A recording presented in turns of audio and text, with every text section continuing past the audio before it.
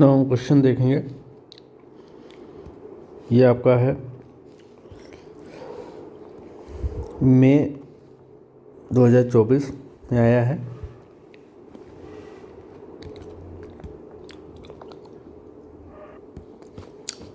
तो देखते हैं क्वेश्चन को। Orion pharmaceutical private limited is Indian company engage in business of manufacturing and providing access to affordable and innovative medicines and healthcare solutions। Question क्या दिखा है? Company is incorporated in the year of 2010 में incorporate हुई है। Company shows a net profit 95 lakh का इसका profit दिखा रहा है। As per statement of profit and loss for the year ended 31 March 2025 इसका प्रॉफिट दिखा रहा है। Net profit has been arrived after debiting and crediting the following item. Depreciation as per the act claimed in statement of profit and loss 11,90,000। Depreciation यहाँ पे दे रखा है। Depreciation की हम कैलकुलेशन करेंगे as per income tax act, और उसको जो है फिर हम उस हिसाब से घटाएंगे बढ़ाएंगे। उसके बाद क्या दे रखा है? Company the amount of employee benefit include a sum of 13 lakh in respect of bonus payable to the employee. इसमें जो है 13 लाख की बोनस पेमेंट किया गया है, वो भी इंक्लूड है, मतलब ये घटाया गया bonus. In the previous year 24-25, the company and its employee union had a dispute over the payment of bonus. In order to avoid the late payment of bonus, the company formed a trust and transferred the amount of bonus payable to the employee to the said trust. तो company ने जो है एक trust बनाकर उसको जो है जो एम्प्लॉय का जो बोनस है वो उसमें ट्रांसफ़र कर दिया। Dispute was settled in the month of August 2025 and the trust was paid the amount of bonus to the employee on 31st March 2025, 31st August 2025। Amount paid by the company as regularization fees for the violating of law of manufacturing medicine 9,50,000। Prescribe medical council of India, इसको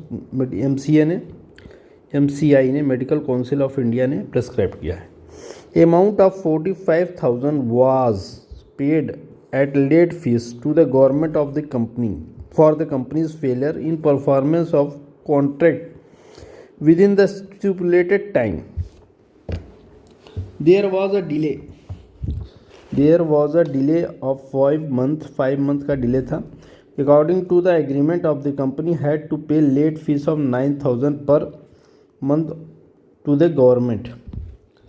The company earned 7,50,000 on sale of plot of land 25/8/2024 Sudhakar Private Limited, a domestic company, entire share of which are held by assessee of the company, assessee company.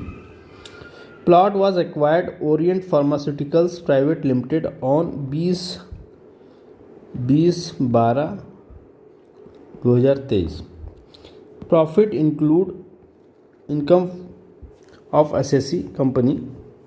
The company earned profit 4.5 lakh on sale of 2,500 share of Messrs Stadel Limited, a listed Indian company. These shares were sold 8/11/2024 for 280 rupees पर share के हिसाब से इसको बेचा गया है। The highest trading price of the स्टेडल limited coated on the stock market exchange on 31/1/2018 was 175 रुपया पर शेयर था।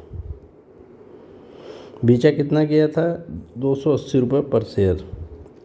The lowest trading price coated on stock exchange was 165 रुपये पर share. The said share were acquired for 100 रुपये पर share on 11/4/2016 STT paid at both the time of purchase and sale of the share. Bank guarantee was given by the company towards disputed liability 11 lakh. Company debited interest of 7.5 lakh, which the company remitted as interest to the company incorporated in the US on loan taken 3 years ago.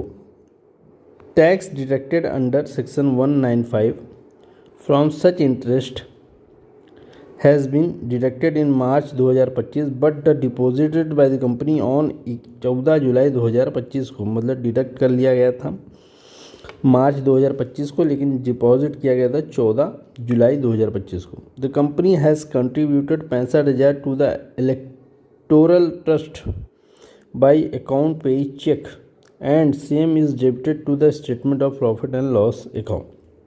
Following additional information provided by the company for the previous year 24 और 25.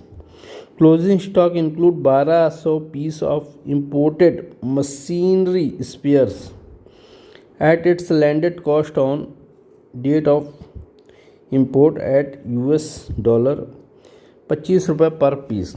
The exchange rate on the date of import 15/9/2024 was $1 जो था वो 82.88 का था, तो 82.88 पैसा जो exchange rate था. Exchange rate on 31 March 2025 was 83 रुपये. ठीक है. Market value of the piece per piece as per 31/3/25 was $27 per piece. The depreciation charge on profit and loss was 11,90,000. Include the depreciation calculated on following asset.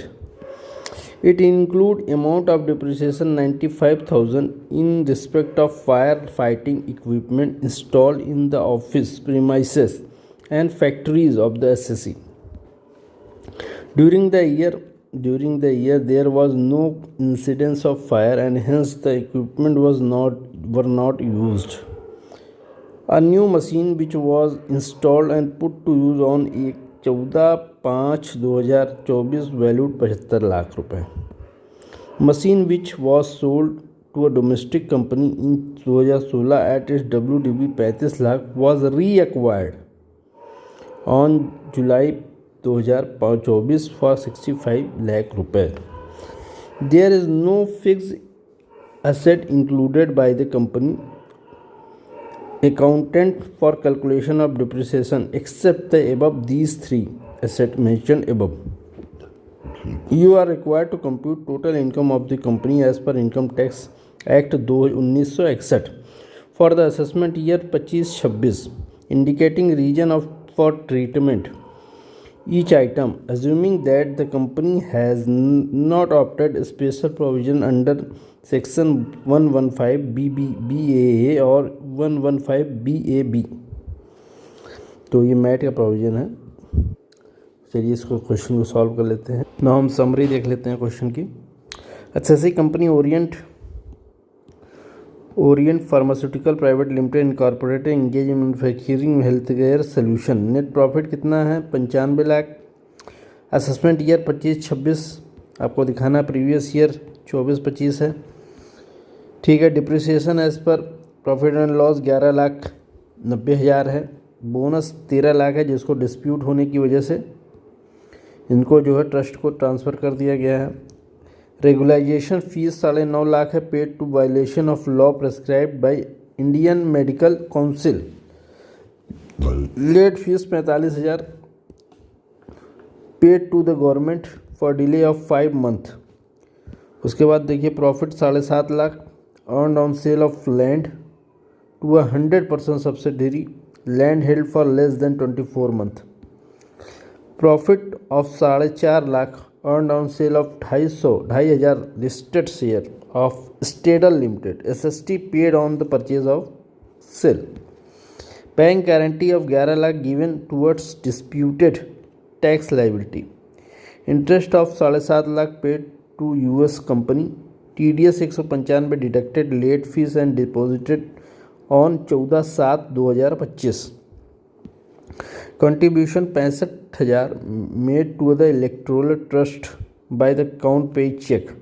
तो ये जो political party को 65,000 रुपये का electoral bond के trust के रूप में दिया गया है। Closing stock include 1200 imported machinery spares valued in USD, exchange rate difference and market value given. Depreciation include firefighting equipment not used during the year. Depreciation claimed new machinery 75 lakh but put to use on 14/5 मतलब 14 मई 2025. Depreciation also claimed on machinery reacquired in July 24 which was earlier sold in 2016. Company has not opted concessional tax regime under section 115 BAA or 115 BAB. You are required to compute total income of the company for the income tax 1961, giving reason for treatment for each item. तो चलिए इसको question को solve कर लेते हैं। तो सबसे पहले हम सॉल्यूशन करेंगे।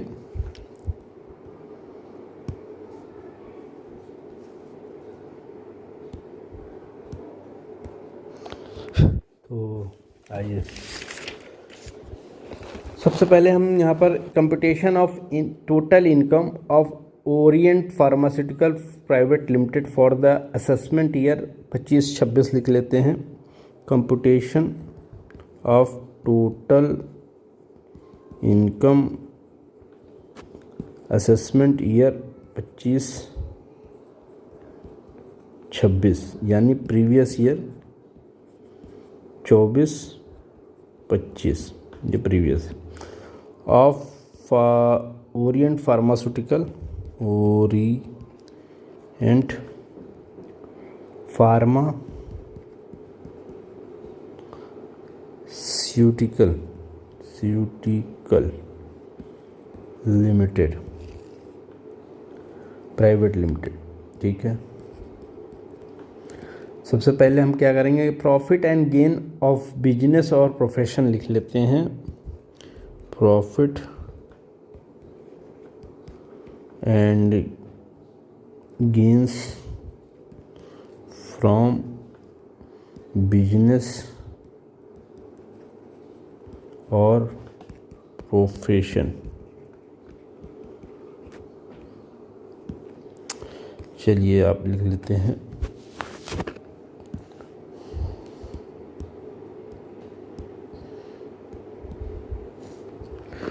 Net profit as per statement of profit and loss. Net profit as per statement of P&L। यहाँ पर देखिए 95 लाख रुपीज़ आपका नेट प्रॉफिट है। यहाँ अमाउंट इन लाख लिख लेते हैं। चलिए अब देखिए क्या है। सबसे पहला item debited but to be consider separately और टू बी डिसअलाउड। यहाँ पर हम लिख लेते हैं item debited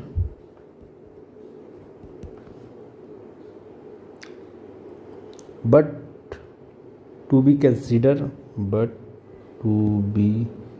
considered separately or to be disallowed। सबसे पहले depreciation as per companies act हटा देंगे।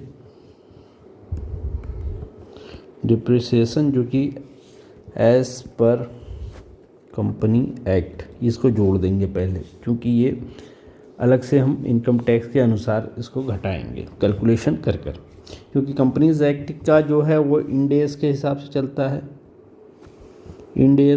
चलता है, और जो इनकम टैक्स का है वो आपका इनकम टैक्स के हिसाब से, जो इनकम टैक्स में रेट दिया होता है उसके हिसाब से चलता है। तो यहाँ पर हम पहले कैलकुलेशन कर लेंगे। ऐसे बहुत से केस में क्या होता है, जैसे मान लीजिए 20 लाख रुपया है डिप्रिसिएशन, और मान लीजिए 15 लाख उसके हिसाब से आया है इनकम टैक्स के हिसाब से, तो 5 लाख ज़्यादा है तो 5 ही लाख यहाँ पर ऐड कर देते हैं। तो ये ऐसे भी कर सकते हैं, और ऐसे आप पूरा हटाकर उसमें जो भी आएगा depreciation as per income tax act उसको जोड़ सकते हैं। तो चलिए दूसरा है bonus transfer to trust for making payment to employee after settlement of dispute. तो यहाँ पर आ जाइए, दूसरा है bonus transferred to the trust for making payment to employee after settlement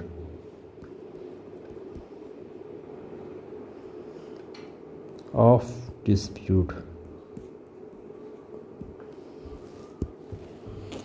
कितना है नील, इसके विषय में देख लेते हैं। सबसे पहले देखिए बोनस के विषय में क्या बोला है। Bonus 13 lakh transfer to a trust due to employee union dispute, bonus paid to the employee on 31/8/2024। यहाँ पर देखिए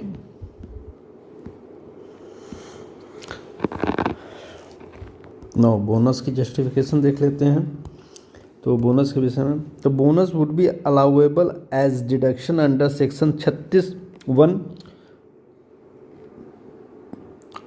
subsection 2 even though amount of bonus was payable was initially remitted to the trust created for the purpose of avoiding late payment of bonus, since the actual payment of bonus made on the employee to the employee 31 August 2025 on or before due date of filing of return of income, as the same has been already debited to the profit and loss account, no further adjustment is needed.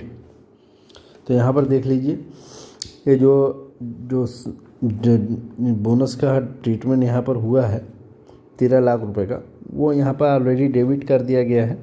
तो इसमें हमें और कोई जो है adjustment करने की आवश्यकता नहीं, बोनस का ट्रीटमेंट हमने कर दिया है और हमें इसकी कोई आवश्यकता अब नहीं है। चलिए आगे बढ़ते हैं, क्वेश्चन में थर्ड पॉइंट पे आ जाते हैं।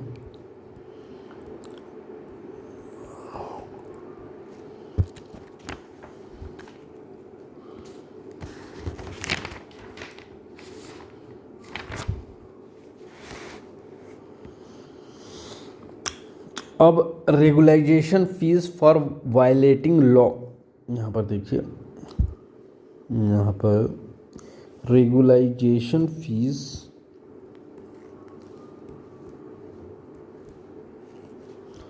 Paid 9.5 lakh for violation of law prescribed by medical council of India, medical council of India ने दिया है। तो इसको हम जो है क्या करेंगे, इसको हम 1 सेकेंड, हाँ, सेक्शन 37 में प्रोहिबिटेड है, क्योंकि ये वायलेशन के लिए प्रोहिबिटेड है, क्योंकि ये वायलेशन के लिए है, तो इसकी डिडक्शन हम अलाउ नहीं करेंगे। इसका मतलब ये है कि 9.5 लाख रुपया ये हम ऐड बैक करेंगे, जो कि घटाया जा चुका था। क्योंकि ये क्या नाम है, क्वालिफाई नहीं करता है, इसलिए इसको हम ऐड बैक करेंगे। It has to be added back, ठीक है। अब आ जाते हैं, प्रोहिबिशन ऑफ लॉ हो जाता है। अब चौथा आपका आ जाता है late fees to government for failure in performance of contract. ये देखिए आपका अच्छा पॉइंट है। तो लेट फीस ऑफ 45,000 जो पे किया गया है, late fees 45,000 paid for non fulfillment of contract within the stipulated time is not a breach of law. This is not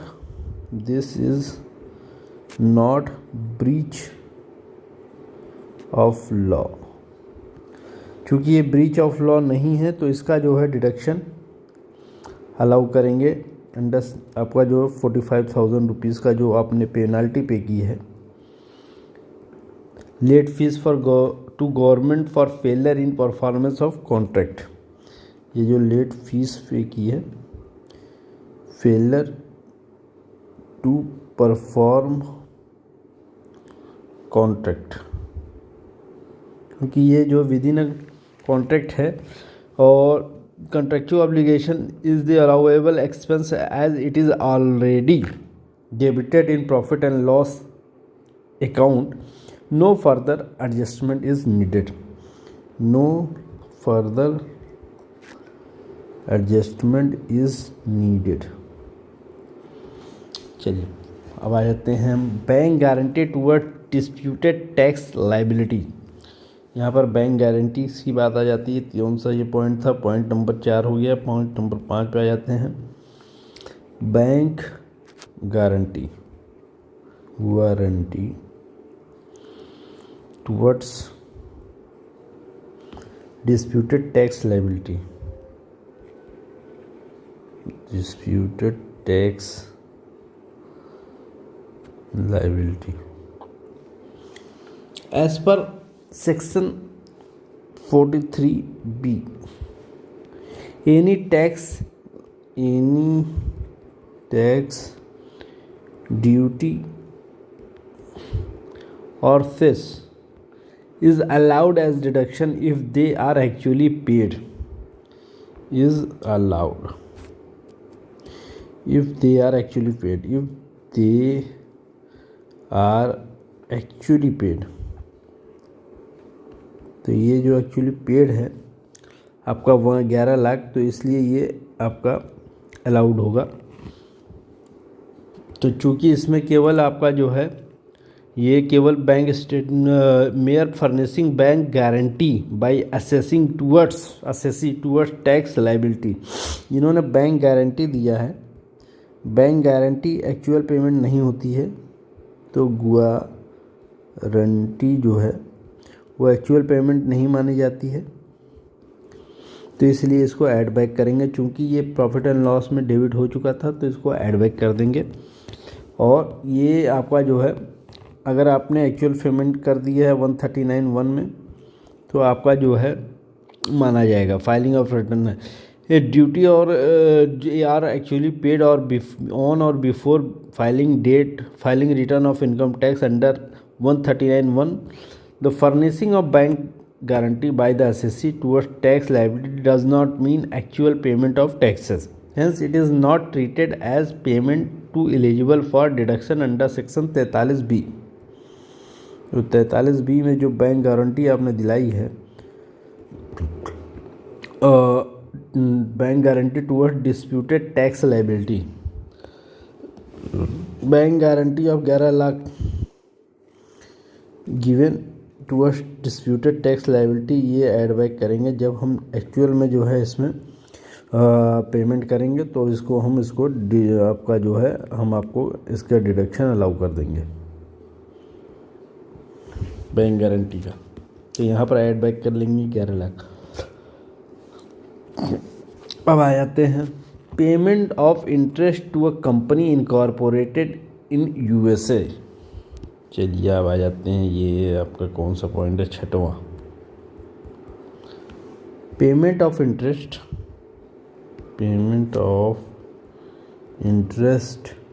to a company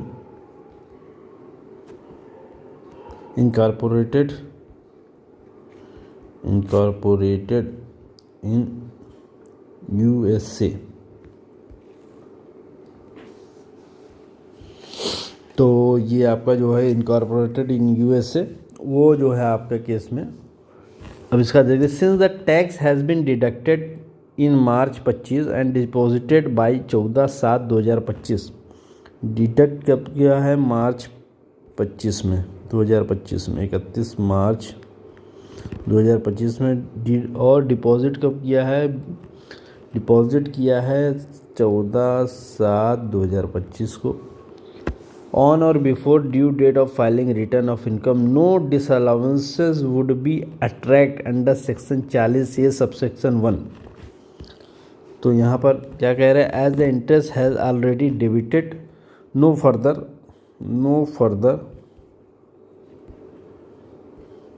adjustment needed. तो यहाँ पर नील डाल देंगे। पेमेंट ऑफ इंटरेस्ट, यहाँ पर देख लीजिए क्वेश्चन में क्या कह रहे हैं।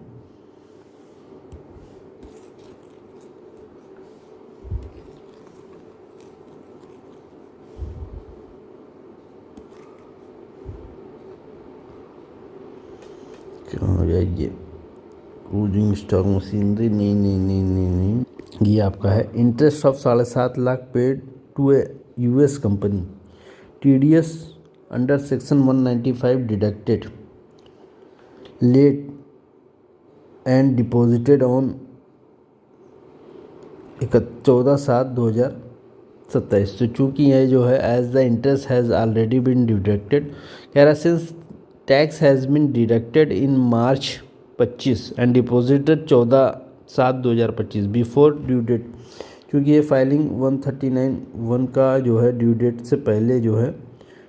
से पहले डिपॉजिट कर दिया गया है, तो इसका जो है डिडक्शन अलाउड कर देंगे और इसमें कोई हमें किसी तरह की प्रॉब्लम नहीं देखने को। तो अगर मैं ड्यू डेट की बात करूँ 139(1) की, तो कंपनी के केस में अगर नॉर्मल कंपनी है, ड्यू डेट जो है 31 अक्टूबर ऑफ द फाइनेंशियल ईयर आएगा। 25-26 ड्यू डेट क्या होगा, 31 अक्टूबर 2025 जो है कंपनी की। तो यहाँ पर देखिए नॉर्मल कंपनी के केस में जो ड्यू डेट होती है, ऑडिट अप्लीकेबल होता है उसका 31/10/2025 होता है कंपनी के केस में।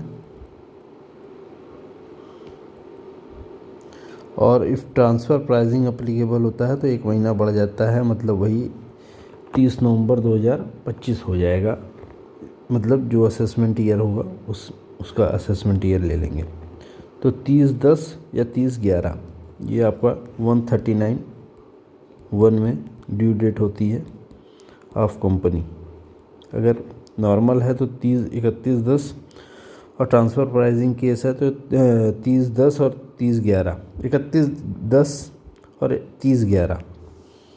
तो चलिए और भी देख लेते हैं। उसके बाद क्या है, पेमेंट हो गया, इंटरेस्ट हो गया, 14/7 को पेमेंट कर दिया था, 14/7 को पेमेंट कर दिया था, तो ये ड्यू डेट के अंदर ही हो गया। अब आते हैं आपका जो है छठे के बाद 7वां आ जाते हैं। Contribution to electoral trust, contribution to electoral trust, ये है आपका contribution to electoral trust is not allowable as deduction while computing business income, as contribution has been debited to statement of profit and loss, same has to be added back while computing business income। देखिए ये जो है electoral trust को जो है ये allow नहीं है, तो इसको ऐड बैक कर देंगे। ठीक है, हैज़ बीन डेबिटेड, चूँकि इसमें से डेबिट हो चुका है तो 65,000 रुपये हम ऐड बैक कर देंगे। आइए अब आ जाते हैं, इसको जोड़ लेते हैं। तो जब जोड़ेंगे तो हमारा आ जाएगा 1,28,05,000, 1,28,05,000 हमारा जो है आ जाएगा। अब इसमें हम कर देंगे आइटम क्रेडिटेड बट नॉट, यहाँ पे आ जाइए, item credited but not taxable और chargeable to tax under another head, but not taxable और chargeable under tax to tax under another head, under an other head, और profit on sale of plot of land to 100% subsidiary. यहाँ पर देखिए profit on sale of plot of land 200% subsidiary. Capital gain arising on sale of plot land is taxable under head of capital gain since the profit on sale of plot land has been credited to the statement of P&L. The same has to be deducted while computing business income. तो यहाँ पर देख लीजिए क्या है, capital gain arising on sale of plot of land is taxable under capital gain है, क्योंकि ये कैपिटल गेन हेड में ही टैक्सेबल होगा। कैपिटल गेन हेड में टैक्सेबल होगा, तो यहाँ से हम यहाँ से डिसअलाउ कर देंगे 7.5 लाख रुपए, यहाँ से हम जो है ऐड बैक कर देंगे और इसको कैपिटल गेन हेड में जो है इसके कैलकुलेशन करेंगे।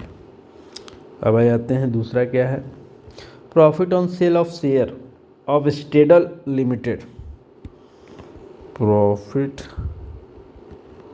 On sale of shares of messrs स्टेडल limited. Capital gain arising on sale of share is taxable under head of capital gain. ये भी कैपिटल गेन हेड में ही टैक्सेबल होगा, तो ये भी कैपिटल गेन हेड में टैक्सेबल होगा, तो ये भी जो है 4.5 लाख रुपया ऐड बैक कर देंगे। यहाँ पर देख लीजिए क्वेश्चन में, क्वेश्चन के हिसाब से चलेंगे।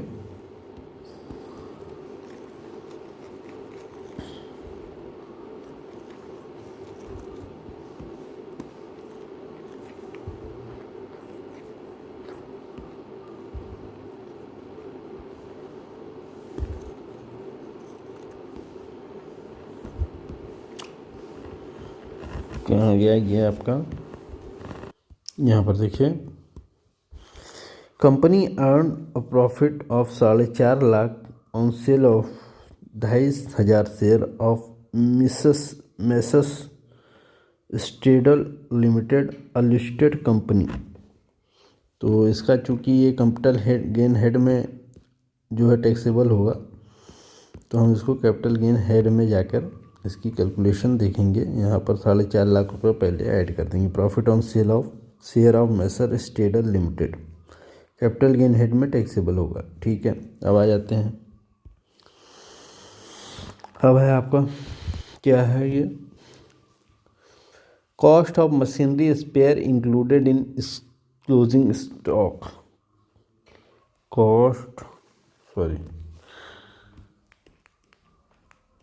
Cost of machine spares included in closing stock.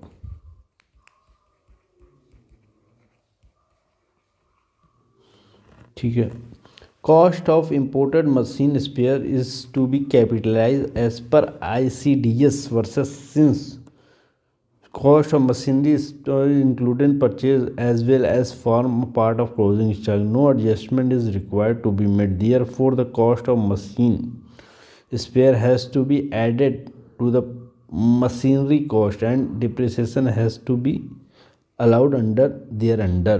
Cost of imported machine spare is capitalized as per इतना। यहाँ पर देखिए क्या है क्वेश्चन में, 4.5 लाख हो गया। यहाँ पर द हाइएस्ट शेयर सोल्ड इतने रुपए के हिसाब से इस पे उसमें जाएंगे। अब जो है डेबिटेड कॉस्ट ऑफ मशीनरी कहाँ गया, तो ये देखिए आपका जो है, क्योंकि ये स्टॉक जो है इंक्लूड है, इसको जो है इंक्लूड करेंगे, इसका जो है डिप्रिसिएशन, तो ये जो है हम अलाउ करेंगे। यहाँ पर आ जाइए, cost of machinery spare part included in closing stock. ठीक है, तो यहाँ पर देखिए ये कोई क्लोजिंग स्टॉक में आ गया। तो चूँकि ये सारा जो है आपकी डिप्रिसिएशन का पार्ट है, तो इसको जो है हम सारा चीज़ों को ऐड करके डिप्रिसिएशन घटाएंगे, तो इसका कोई ट्रीटमेंट नहीं होगा, इसको छोड़ देंगे, आगे बढ़ेंगे। अब आते हैं हम यहाँ पर आपका मशीनरी हो गया है। अब आ जाते हैं डिप्रिसिएशन। यहाँ पर टोटल जोड़ देते हैं, 4.5 लाख ये है, 7.5 लाख ये, तो टोटल मिला के 12 लाख हो गया। ये आपका 12 लाख हो गया। अब ये 12 लाख 1,80,000 में से जो है हम लेस कर देंगे 1,28,000 जो यहाँ पर आया है। यहाँ पर आया है 1,28,000, इसमें से लेस कर देंगे, ए में से बी माइनस कर देंगे, तो ये आपका आ जाएगा 1,16,05,05 1,16,05,500 ये आपका जो है आ गया। अब depreciation as per income tax घटा देंगे, लेस कर देंगे। Depreciation as per income tax घटा देंगे। नॉर्मल डिप्रिसिएशन आपका जाएगा, नॉर्मल डिप्रिसिएशन आएगा आपका on fire fighting equipment eligible for depreciation even though such equipment were not used during the previous year। तो जो आपका जो फायर फाइटिंग है, fire fighting equipment eligible for depreciation, eligible for depreciation whether it is used or not। तो ये 95,000 यहाँ पर लिख लेते हैं हम।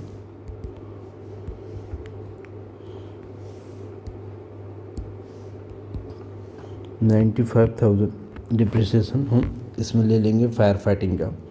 अब आ जाते हैं हम ऑन न्यू मशीनरी, 75 लाख रुपए की machine since it is put to use more than 180 days, तो हम पूरा 15% लगा देंगे। ऑन न्यू मशीनरी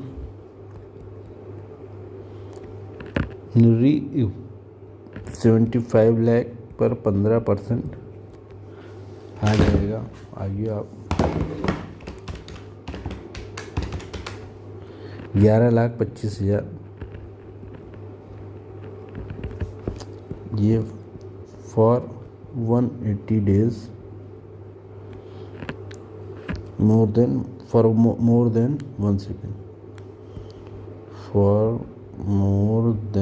180 डेज, तो आपका जो है पूरा जो है साल भर का लगेगा मशीन पे 15% आपका डिप्रिसिएशन। अब आ जाते हैं, चूँकि मशीनरी जो है कितने की ली गई थी, 1 सेकेंड यहाँ पर देखिए समरी वाले में क्वेश्चन में क्या गया हम, डिप्रिसिएशन चार्ज ये कंपनी हैज़ नॉट आफ्टर ये depreciation claim on new machinery 75 lakh but was put to use 14/5/2024, मतलब मोर देन 180 डेज आपने लिया है। एक ही महीना तो लेट है, 1 महीने लगभग 11 महीने के आसपास, 10 से 11 महीने यूज़ हुआ है। इस पर 15% का जो है डिप्रिसिएशन चार्ज करेंगे। 75 लाख पे 15% 11,25,000 ये आपका डिप्शन आ जाएगा। ठीक है, आइए आप कहाँ गया,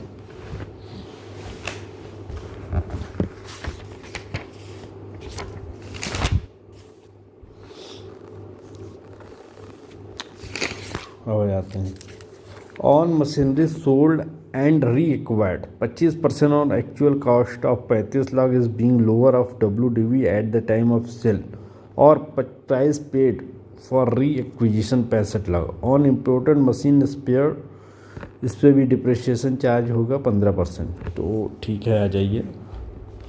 35 लाख पर 15% जो है 5,25,000। आइए यहाँ पर आ जाएंगे ये, यहाँ पर देखिए, on machinery sold and reacquired, on machine sold and reacquired कितने की है? 35 लाख रुपए की सोल्ड किया गया था। एक्चुअल कॉस्ट जो थी उसकी, एक्चुअल कॉस्ट उसकी जो थी वो 35 लाख रुपए थी। ठीक है। Lower of WDV at the time of sale, ये ले लेंगे lower of WDV at the time of sale. Price paid for reacquisition 65 lakh. ठीक है, तो हम इस पे 35 लाख रुपए पर 15% चार्ज कर देंगे। यह आ जाएगा 5,25,000। 5,25,000, 35 लाख रुपए पर 15%, 5,25,000। ठीक है। On imported machinery spares to be added to the cost as per ICDS 5। तो on imported machine spare to be added to cost of machinery, to be added cost of machine as per ICDS 5। कितना है भैया? 1200 pieces थी, $25 पर rate था, multiplied by 82 रुपया 88 पैसे जो उसका प्राइस था। ये आपका कितना हो गया जी? 1200 इंटू 25 मल्टीप्लाइड बाई 82 88, ये आ गया 24,86,400 और 15% टैक्स। डिप्रिसिएशन डेप्शन 3,72,960। ये आपका जो है डिप्रिसिएशन लग गया। अब लगेगा additional depreciation on new machinery, क्योंकि ये गवर्नमेंट का प्राविधान है कि जो न्यू मशीनरी एडिशनल होती है उस पर लगाएंगे additional depreciation on new machine. On new machine 75 lakh रुपए की थी, 20% एडिशनल दिया है। इंपोर्टेड मशीन 24,80,000, कितना है? 86,400 पर 20% इम्पोर्टेड वाले पे है। ये न्यू मशीनरी है, ये इम्पोर्टेड है। इम्पोर्टेड मशीन ये जो अभी हमने यहाँ पर निकाला हुआ है, इस पर भी 20% अलग से है, ये इस पर भी अलग से न्यू मशीन पे। तो 75 लाख का 20% निकल गया 15 लाख रुपया। 24,86,400 का 20% निकल गया 4,97,280 रुपया। ये आपका डिप्रिसिएशन आपका लग गया। टोटल जोड़ देंगे, ये सब टोटल हम कर लेंगे जितना भी है। 95,000, 95,000, 11,000, 25,000, 11,25,000। उसके बाद आ जाइए 5,25,000,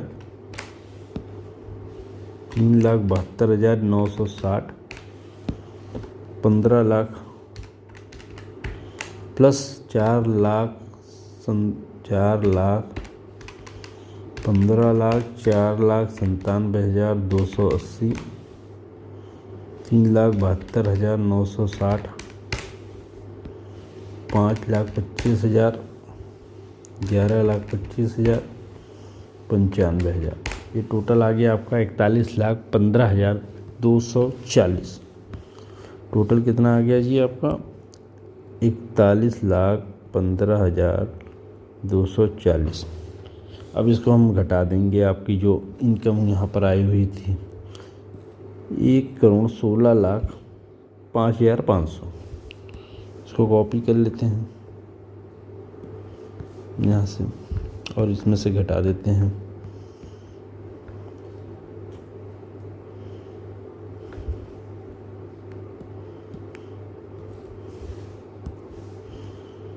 इसमें से जब आप घटा देंगे 116,05,500, ये आ जाएगा 74,90,260।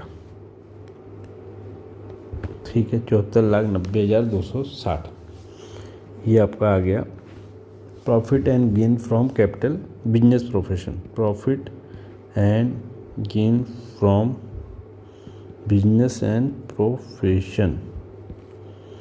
अब आ जाते हैं gain from capital gain. Capital gain head, ठीक है। Profit on sale of plot, profit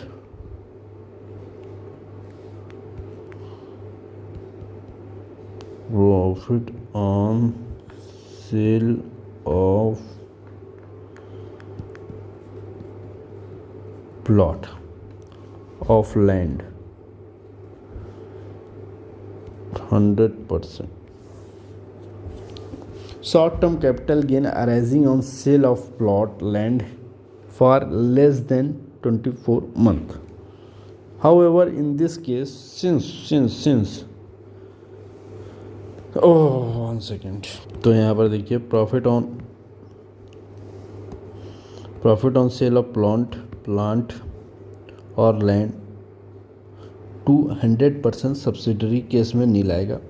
short term capital gain arise on sale of plot of land held for less than 24 महीना। However, since the transfer is to 100% subsidiary company and subsidiary company is an Indian company, the same would not constitute transfer for levy of capital gain tax।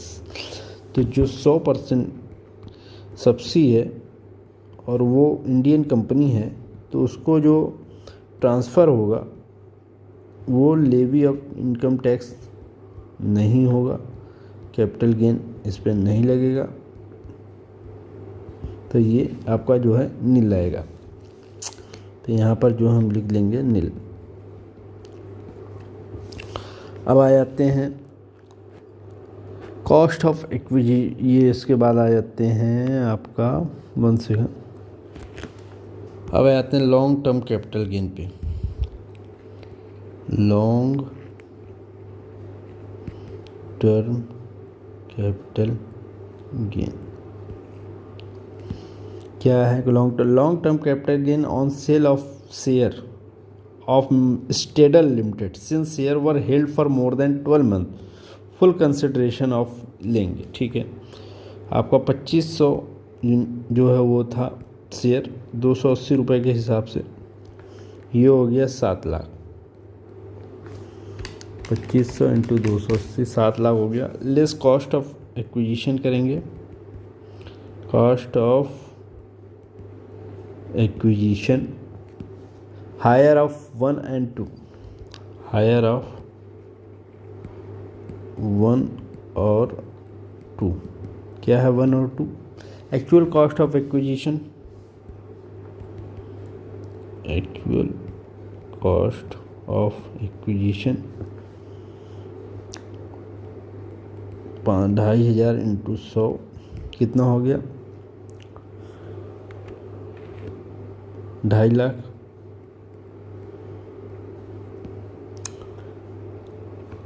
$4,37,500 being lower of fair market value। दूसरा क्या है? 4,37,500 जो है आपका fair market value का है। कितना है? एक 2018 को फेयर मार्केट वैल्यू क्या थी, 2500 इंटू 175, 2500 125, 4,37,500, 4,37,500। तो हम हायर ऑफ लेंगे तो ये हम आपका ले लेंगे for capital gain, cost of acquisition. तो कॉस्ट ऑफ एक्विजिशन कितना हो गया, 4,37,500। ये दोनों हम जोड़ के यहाँ से जो घटा लेंगे 7 लाख रुपए में से, तो ये आ जाएगा 2,62,500। ठीक है, 2,62,500 ये जो आपका कैपिटल गेन आ गया यहाँ पर, 2,62,500 कैपिटल गेन। अब यही कैपिटल गेन हम जोड़ देंगे आपकी जो बिजनेस प्रोफेशन की इनकम आई थी, यहाँ पर आई थी, कॉपी कर लेते हैं, यहाँ पे जोड़ देंगे।